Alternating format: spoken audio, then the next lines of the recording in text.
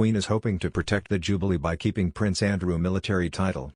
Queen Elizabeth II has reportedly let it be known that she wishes for Prince Andrew to retain his role as honorary colonel of the Grenadier Guards, despite the recent lawsuit filed against him in New York.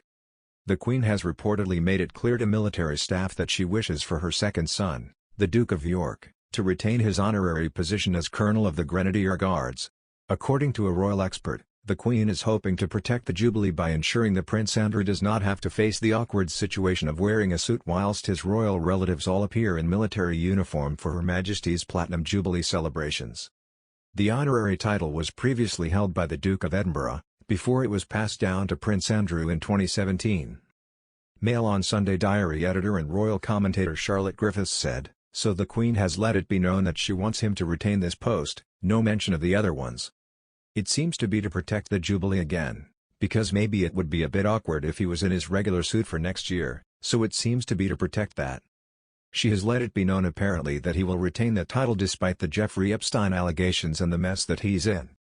Other military titles held by the Duke of York include Commodore-in-Chief of the Fleet Air Arm, Honorary Air Commodore in the RAF, Colonel of the Royal Highland Fusiliers and Colonel-in-Chief of the Yorkshire Regiment. Whilst Prince Andrew relinquished the vast majority of his patronages following the scandal of his friendship with Jeffrey Epstein, he still retains his military positions. Despite the unlikelihood of him returning to public life, the Queen has reportedly expressed her wish for him to retain the Grenadier Guards role. The Sunday Times reported that a senior military source had told the paper, "The Queen has let it be known to the regiment that she wants the Duke of York to remain as colonel, and the feeling is that nobody wants to do anything that could cause upset to the colonel-in-chief. It is a very difficult, unsatisfactory situation.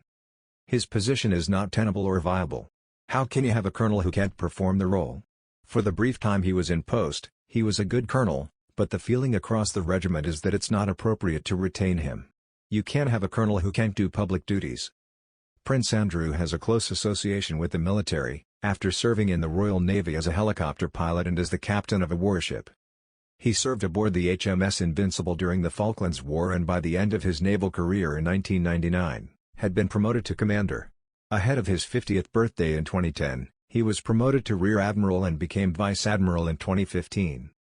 If stripped of all military titles, Prince Andrew would be unable to wear his uniform for the Queen's Jubilee celebrations and would be unable to lead his regiment during trooping the colour. The Queen's Platinum Jubilee celebrations are due to take place with a 4-day bank holiday from the 2nd–5th of June. Prince Harry, who similarly had a long association with the British military, was stripped of his honorary titles after deciding to leave the royal family in 2020. Prince Andrew's titles and position in the royal family has come under further scrutiny since August 10, when an alleged victim of Jeffrey Epstein filed a civil case against the Duke for sexual assault.